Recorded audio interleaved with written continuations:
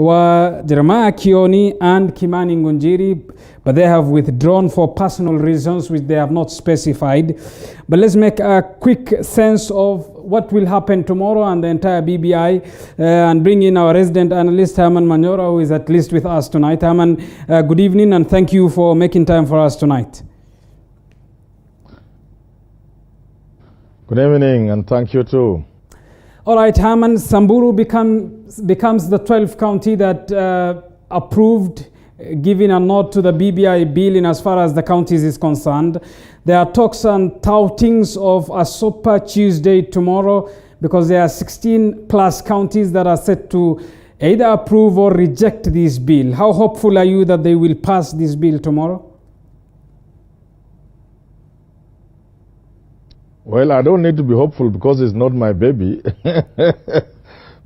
Just perhaps to bring in some of the viewers who may not know, Super Tuesday during nominations in America, leading to the picking of a presidential candidate, mainly for the Democratic Party and the Republican Party, happens to be along the way a Tuesday when many states will be doing the nominations. So ours is what Raila calls Super Tuesday. Mm-hmm. There are about, I think, 15 lined up. I have no doubt in my mind whatsoever that an overwhelming majority of counties tomorrow and after will vote for BBI. And the reasons are many. So tomorrow definitely they will hit the 24 mark. And therefore it will not be necessary for the other counties even to continue. I'm almost certain they will hit the 24th county. All right, Herman, yes? Before the counties started making a determination, there were talks of the BBI being unpopular, the BBI being unpopular in the political class and with Kenyans. Is this proving that wrong? You know, there are many ways of looking at something like this BBI. You know, first of all, you can look at it purely from a political point of view. And then you will have those who are opposing it purely because of politics. I want to reluctantly add a second category of people opposing it from the civil society. Mm-hmm. Sometimes it's uncomfortable to say so, but some of these people do things at the instigation of even foreigners. But then there are also those who have their own intellectual way. I mean, they look at it using their brains, they think BBI is wrong. But now when you remove the politics mm-hmm. and the influence from other quarters, you stick with the really substance of the BBI, few people will have something negative to say about it. Even if you look at the key opponents, after trying to say there were provisions within the BBI which were wrong, mm-hmm. they finally settled on timing, that this is the wrong time. They finally settled on multiple choice questions. You know, there are about 80 things being touched. Mm-hmm. You honestly can't do that thing in that manner. Meaning, therefore, that what they really initially said they had against BBI cannot stand. So, let me tell you this. Many people think it is because MCS have been promised goodies. Mm-hmm. The ward fund, similar to along the lines of CDF, they have been promised the controversial car grant. People think that is the reason.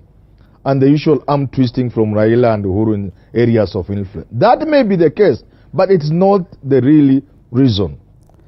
When this BBI goes past the MCAs, past Parliament, mm-hmm. and the people begin to vote for this BBI, you'll equally, if you want to be surprised, you'll be surprised that it will pass with an overwhelming vote.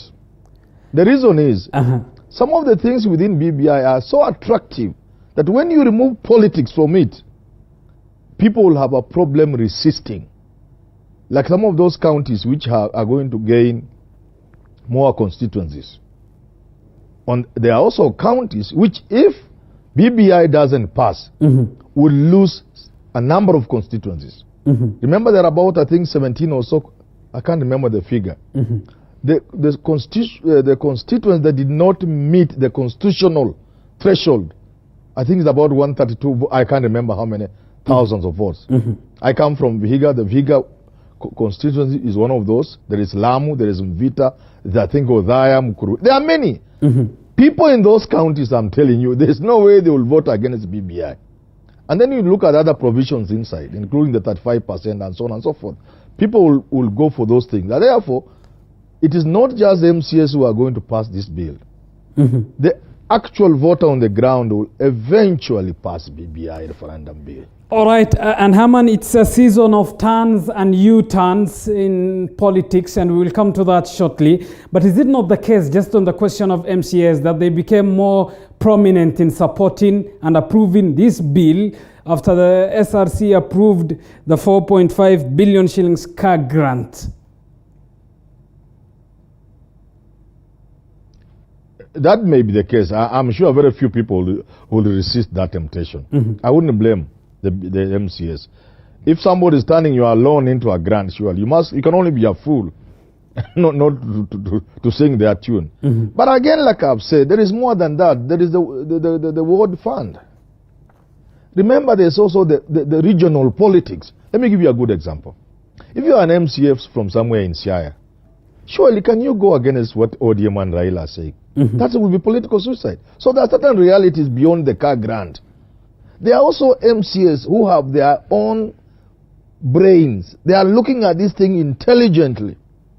And reading the BBI, they can see benefit inside. So don't say all MCs are being swayed by the car grant. No. There are also people who make an assessment and say this is a good thing, and they vote for it. But of course, politics can't be wished away. It is there. The car grant is there. The word fund is there. The regional strong politics comes to play. And nobody wants to play suicidal. No politician will play a game away from their own interests. No, that's not politics. And Herman, politics is where people play close to their interests. Fair enough, Herman. You say an MCA, for instance, in Nyanza, cannot in all senses go against what the primary party there, for instance ODM, or any other party in any part of the country is or should be saying. Is it not the case that they have a democratic right as well to make their rights known, to make their voice independent of the dictates of a party? Well, as an MCA, you have a democratic right to vote no. But if that democratic right leads you into suicide, you can only be a fool. I've said it will be political suicide for you somewhere in Homa Bay to go against what ODM and Raila are saying. There are also other places, for example. And that's why you can see the Rift Valley counties, apart from Baringo, are not going to vote immediately. They are prolonging their public participation. Why? They don't want to be squeezed into voting now for two reasons. One is if they vote no, as Ngishu did, and as Baringo has now done, and final, all counties except the Rift Valley counties vote yes, they will be trying to present their candidate, William Ruto, as a Kalenjin candidate. Kalenjin leader, not a national leader. So they are a bit cautious. Secondly, it will be very difficult within those areas for an MCA to vote yes. You get it? Yes. Ruto may understand, the DP may understand the game and why the MCAs are voting yes. But the people on the ground will not understand. And they will never forgive those MCAs. So I'm saying the regional realities, and this is politics, and that's how it is played globally and everywhere. You think about your own interest, your own survival. Otherwise, you have no business being in politics if it's not your interest. Politics is a game of interests. All right, Herman, and talking of interests, we have seen turns and U-turns.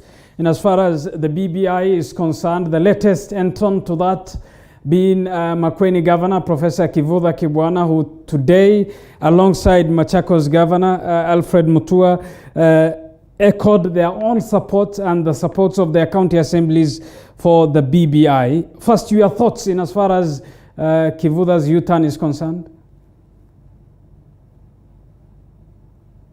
Yeah, Kivutha's is much more interesting because he even has a case in court. Actually, I think the Supreme Court. Yes. Questioning the whole process of BBI. I think in terms of whether or not county assemblies should be mere rubber stamps, whether they can amend even, I think something like that. I think it was Nandi County and then Kivuta Kibwana. So for him, it's much more interesting. And then he's also much more interesting because he's a prominent member of the Linda Katiba, which is all out to ask Kenyans not to pass BBI. So for him, it is a very tricky thing. And for him to have reached that decision, either he saw anyway the MCS were going to pass it, or he has been managed. You know, you saw him with Raila Odinga. And if you meet Raila Odinga, you can very easily be convinced. Some of these politicians like Raila, you don't take tea with him for 30 minutes and come out the same person. Even Moi, people who met Moi said, but if you want to oppose Moi, never go there. Even Koigu Amwere said, this Moi is such a good man if you meet him. I went to see Moi and he was even serving me tea himself. So you can see sometimes maybe the pressure from Raila, convincing from Raila. But I am convinced it's because the MCS were going to pass it anyway.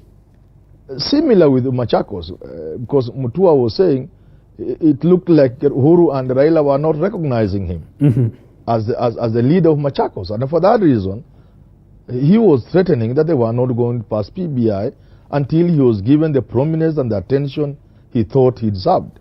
But I think the MCS must have told these two gentlemen, look here, we are going to pass this bill. I think people want us to pass it. So I think that's what happened.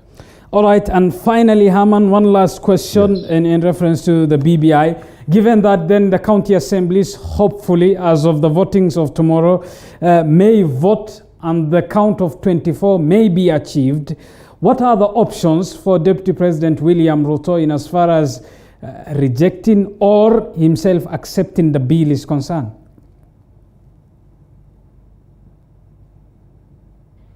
Right from the word go, it would have been foolhardy for the Deputy President to oppose BBI.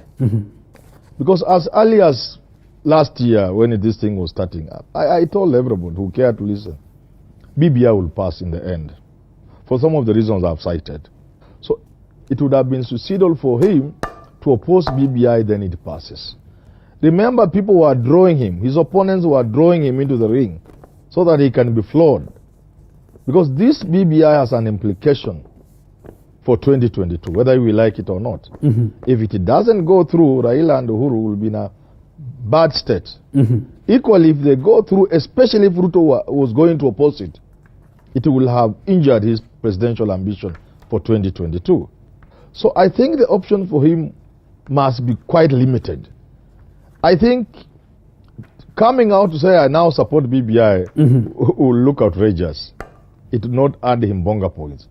I think for him, he will just continue where he has been. Not opposing, not supporting, continue pointing out some of the ills, and perhaps at some point they will have to say, fine, since the people seem to have agreed, then let's go with them. We will change. You know, if I were him, I would say, well, it looks like these guys have manipulated this thing and it's going to pass. It doesn't matter, gentlemen, dear fellow Kenyans. When I take over power, I will lead you into a process of correcting all this mess these guys are creating. So relax.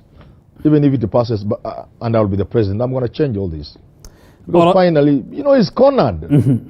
There's not much Ruto can do. Not much he can do as far as BBI is concerned. They thought they would stop at the counties. I told them that was not going to work. It hasn't worked. Tomorrow they will hit 24 counties. You can't even stop it at the referendum vote. I'm telling you, it will get more than 65%. You and I are here in